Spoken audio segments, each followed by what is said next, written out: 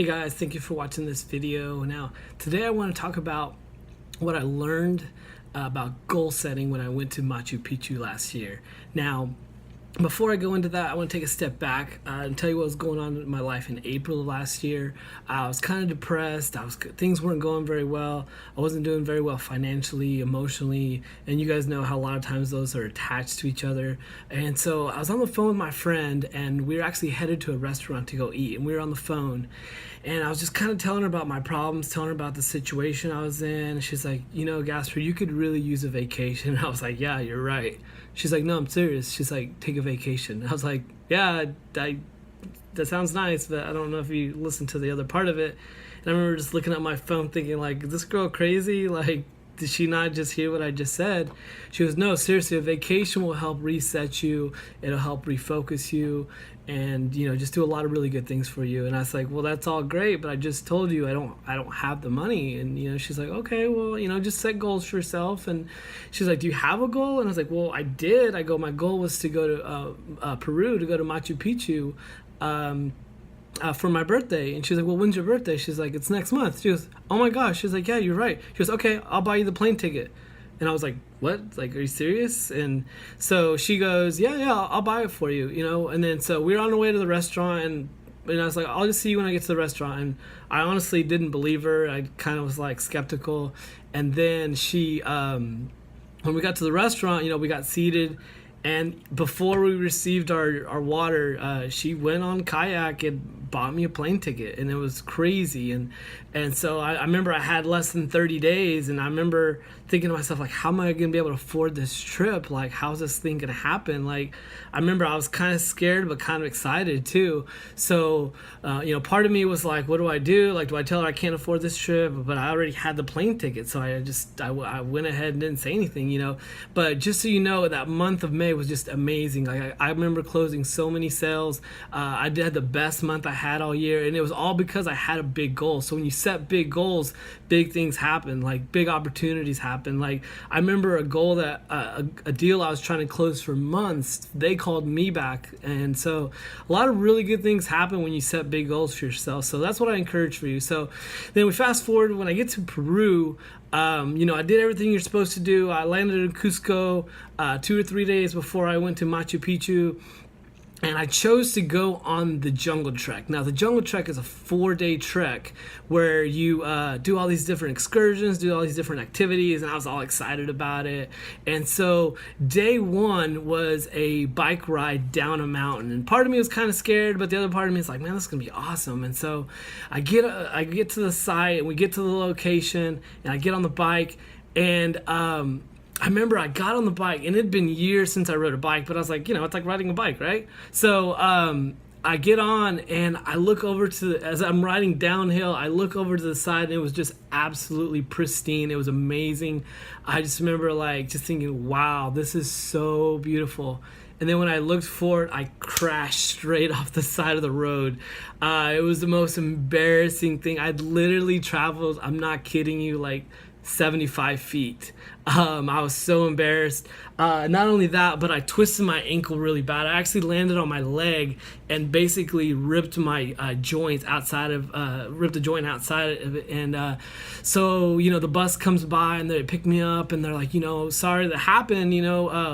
We think there's a hospital 2 cities down. So I get in the van, and I'm in excruciating pain, and I'm just trying to make sense of this. I'm like, how did I travel all the way over here just to get injured? And my leg immediately started swelling. It looked like not a softball, but it was a nice noticeable swell out of the side of it. And so, but I remember thinking, well, the hospital's going to take really good care of me. So we get to the hospital. It's not a hospital. It's at best a clinic. It was just a room inside of a building. And I remember she starts wrapping up my leg, and I'm just like, why are you wrapping my leg? I told you my knee. She's like, well, I thought you said you landed on your leg, or on your foot, I'm sorry. And I was like, yeah, I landed on my foot, but it's my knee that hurts. And she's like, oh, she just unwrapped it and gave me some pain medicine. That was really all they could do. And so I'm in this excruciating pain for just trying to make sense of everything, how I traveled all the way over here, and I'm now in this extreme pain.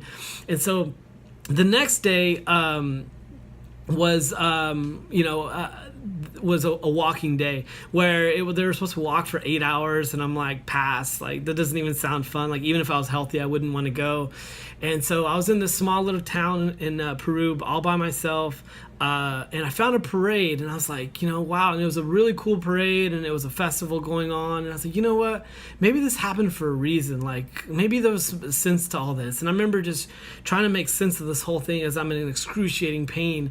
And so I go to the festival, and I try to make sense of it. And then nighttime came, and they're like, okay, so meet us at the hot water springs. And so I was like, all right, cool. So I'll go. So I went to the hot water springs, and they're telling me how awesome the walk was, and how they got to see sloths, and how they got to see a toucan, and how all these different cool things. And I'm just like, what? Like the guy made it sound like it was just a walk. Like I didn't want to do a walk, but they said it was the best walk they ever had.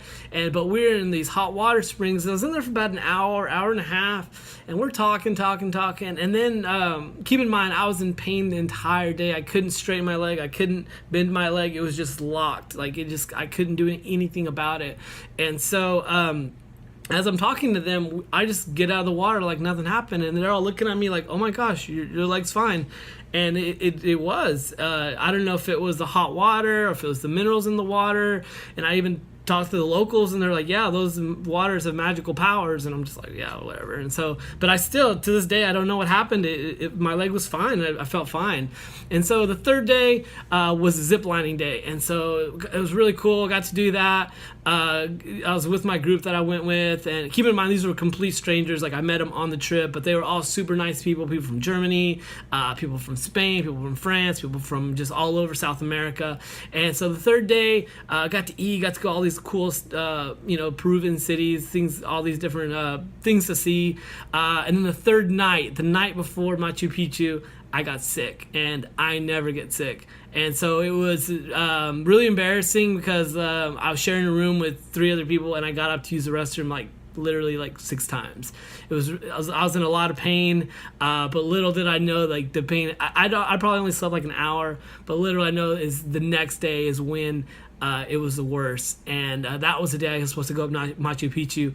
And if you know anything about Machu Picchu, is that the steps of it, they call it the 3,000 steps. Now, I'm one of those people that I oversimplify things, so to me, 3,000 steps sounded like, oh, I could do that.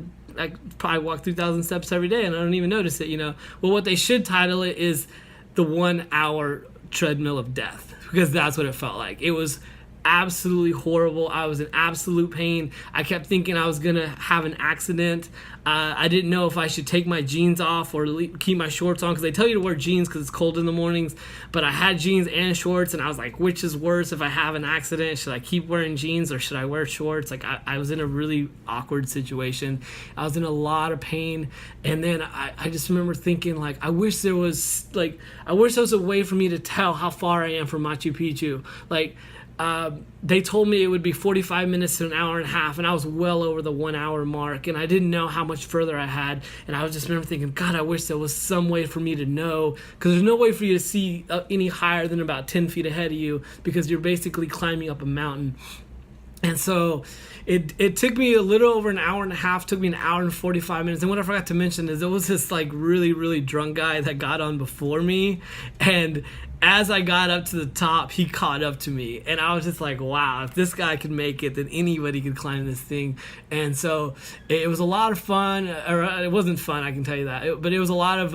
I had to do a lot of battles in my mind just to get up there. And when I got to the top, I was just drained. I was completely exhausted. It was probably the most grueling thing I'd ever done in my life.